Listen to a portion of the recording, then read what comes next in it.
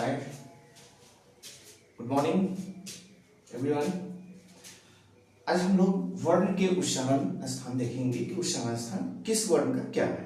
ठीक है, आज उसी से रिलेटेड ये वीडियो बनाया है। ठीक है, और आशा करते हैं कि ये आप लोग को अच्छी तरह से समझ में आए। तो चलिए हम लोग देखते हैं वर्णों के उच्चारण स्थान। ठीक है, ये संस्कृत विषय के हैं। ठीक है, तो सबसे पहले हमारे मुख्य जो है कोई भी वर्ण जो है शब्द है मुंह से, ठीक है, उच्चारण होता है। तो देखिए पहले जीभ, अहम भूमिका जीभ निभाती है। तो पहले जीभ के बारे में देखते हैं। तो जीभ के 4 भाग होते हैं वर्ण के उच्चारण के लिए। ठीक है, ऐसे नहीं, वर्ण के उच्चारण के लिए मूल, मध्य, उपाग्र और अग्र, ये 4 भाग हैं। इसी से वर्णों का उच्चारण में सहायता मिलती है जीभ से।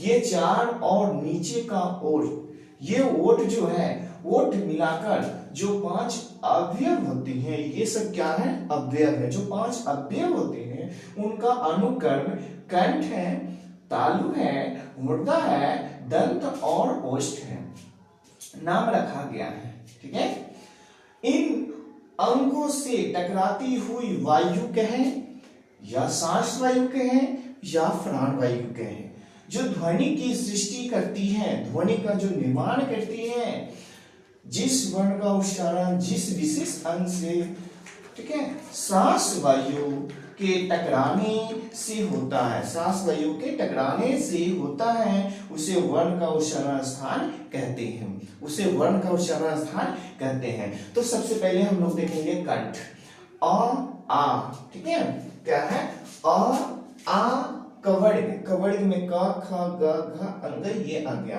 ह और विसर्ग का उच्चारण स्थान कंठ है, इसका उच्चारण स्थान कंठ है, अतः इसे कंठ से कहते हैं।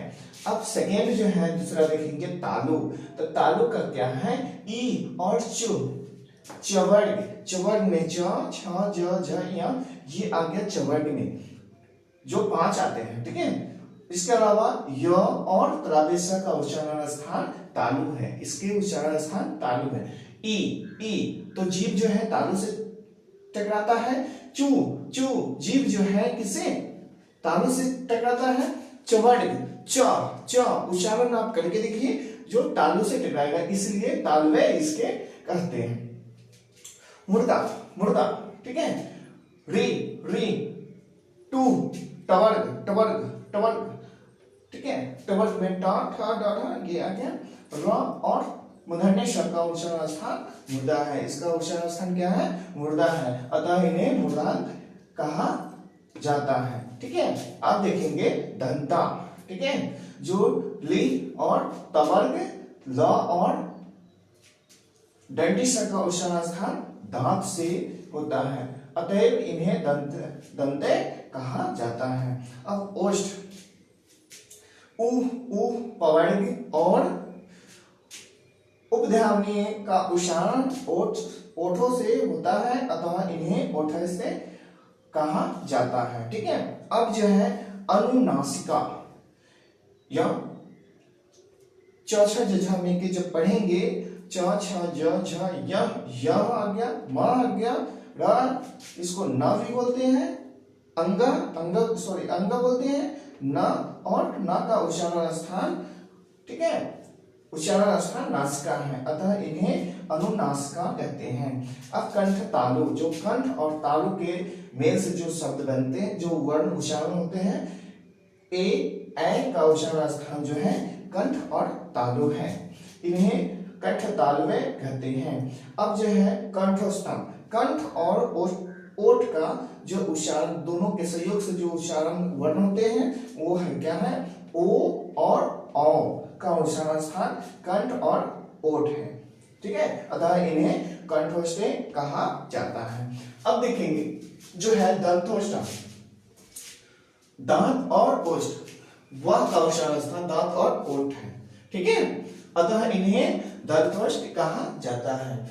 अब जो है नासिका अनुस्वार से, ठीक है, अनुस्वार का उच्चारण स्थान, अनुस्वार जो होता है, जो आप अनुस्वार देते हैं, ठीक है, अनुस्वार, तो इसका स्थान जो हुआ क्या हुआ, अनुनासिका, तो इसमें जो है नाक, नासिका, ठीक है, नाक का प्रयोग होता है, ठीक है, इसलिए इसे सानुनासिका कहा जाता है, सानुनासिका, ठीक है।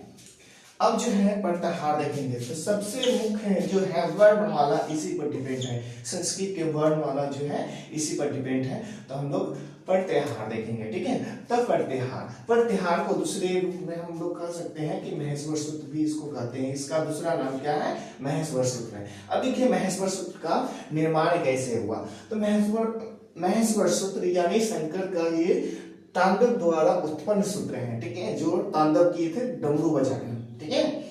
तो आज से लगभग 3000 वर्ष पूर्व महर्षि पाणिनि ने तत्पश्चात से जो तपस्या वो किए, घोर तपस्या करने के बाद, ठीक है, के बल से भगवान शंकर को प्रसन्न किया।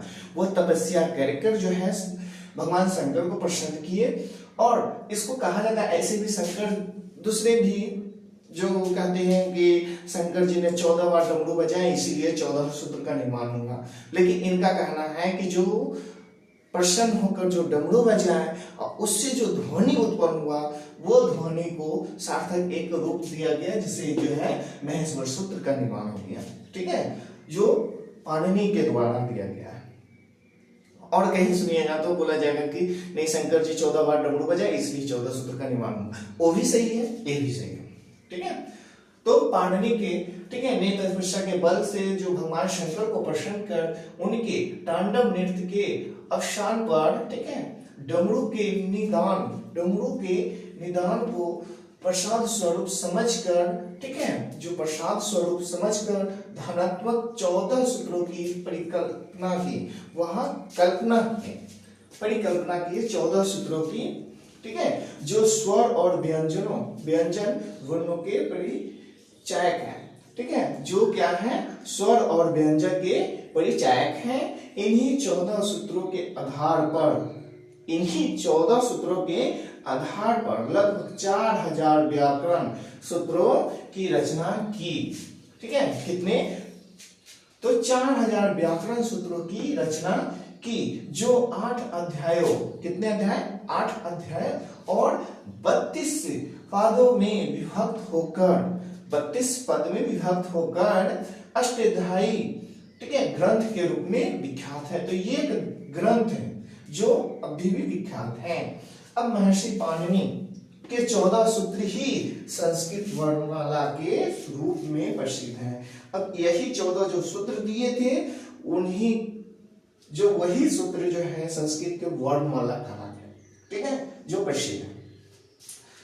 अयुन, ठीक है, लिट्का, अयोड, एवच, ठीक है, हैवट, लर्न, ज्ञाननम, ठीक है, और ये जो है झंगम, ठीक है, धस्यम, जमगढ़ है, दश है, ठीक है, पफ है, छठ है, यचटब, कपस है, और सस्य है, हल। तो इसमें देखिए क्या है कि जब इसमें यथा अच और हल, तो अच को क्या है कि स्वर और हल को व्यंजन। तो देखिए क्या है कि जैसे ये फर्स्ट जो सूत्र में क्या है आ, और चौथा सूत्र के अंत में देखिए, चौथा सूत्र के अंत में च है, तो यहां से यहां तक यानी 1 से लेकर 4 तक सूत्र में जो स्वर का है, ये किसका है, स्वर का है। तो अच, और यहां से फर्स्ट वाला क्यों और लास्ट वाले चौथा के च, लास्ट वाले वन क्या है, च, तो अच हो गया। तो इसमें यह एक वर्ण है अ, ठीक है, र यू न, इस प्रकार से अ ई उ न, ये क्या है, वर्ण को एक साथ जोड़ दिया गया है, ये सब वर्ण है, रे ली क, ये वर्ण अलग अलग है, ठीक है। तो इस प्रकार से है अ ई उ री ली ए ओ ए औ अच, ये क्या हुए, स्वर। तो इसको अच को दूसरे शब्द में क्या कह सकते हैं, स्वर, ठीक है। हल, तो हल जो है देखिए अब क्या है, पंचमा में हा फर्स्ट वर्ड और सबसे लास्ट 14 में हल, ठीक है, तो ये ल है, तो इसलिए हल, ठीक है।